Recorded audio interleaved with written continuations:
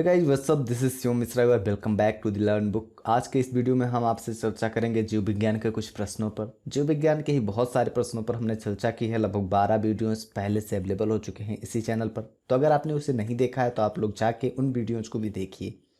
तो आइए इस वीडियो को कंटिन्यू करते हैं। तो आज का पहला प्रश्न है, अल्कोहल के निराविशन के लिए निम्नलिखित मानव अंगों में कौन उत्तरदायी है? ऑप्शन हैं यकृत, फुफ्फुस, हृदय या वृक्क।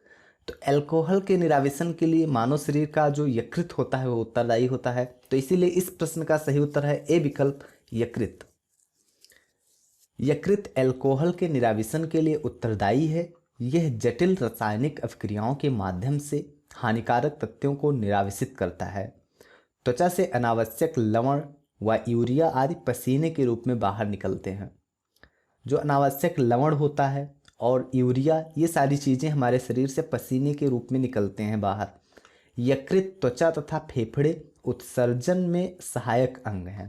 तो यकृत, त्वचा और फेफड़े ये उत्सर्जन में सहायक अंग हैं मानव शरीर के। अगला प्रश्न है, मानव शरीर में खून की शुद्धिकरण की प्रक्रिया को कहते हैं डायलिसिस, हीमोलिसिस, ओस्मोसिस, पैरालिसिस। तो खून के शुद्धिकरण की प्रक्रिया डायलिसिस कहलाती है। तो इस प्रश्न का सही उत्तर है ए विकल्प, डायलिसिस। आइए थोड़ा डिटेल में देखते हैं। मनुष्य शरीर में खून की शुद्धिकरण की प्रक्रिया डायलिसिस कहलाती है। मानव शरीर में संपूर्ण रुधिर वृक्क यानी कि किडनी के माध्यम से शुद्ध होता है। यह रुधिर से नाइट्रोजन, यौगिक यूरिया तथा यूरिक अम्ल आदि में पृथक करता है। तो देखिए, कभी कभी यह भी प्रश्न बनता है कि जो मानव शरीर का संपूर्ण रक्त होता है वह किस माध्यम से शुद्ध होता है? तो यह किडनी के माध्यम से शुद्ध होता है। तो और डायलिसिस जो प्रक्रिया होती है, इसमें होता क्या है कि मानव के रुधिर से नाइट्रोजन, यौगिक, यूरिया तथा यूरिक अम्ल आदि को पृथक किया जाता है। अगला प्रश्न है, निम्नलिखित में से कौन मानव गुर्दे की सामान्य कार्य नहीं है? ऑप्शन हैं रक्त में जल की मात्रा का नियंत्रण, रक्त में शर्करा की मात्रा का नियंत्रण, यूरिया को छानकर बाहर करना, कई हार्मोनों का स्रावण करना। तो इनमें से देखिए जो बी विकल्प है, रक्त में शर्करा की मात्रा का नियंत्रण करना, ये मानव गुर्दे का काम नहीं है बल्कि अग्न्याशय द्वारा निकलने वाले एक हार्मोन इंसुलिन का काम होता है। तो इसीलिए इस प्रश्न का सही उत्तर होगा बी विकल्प, रक्त में शर्करा की मात्रा का नियंत्रण गुर्दे का कार्य नहीं होता है।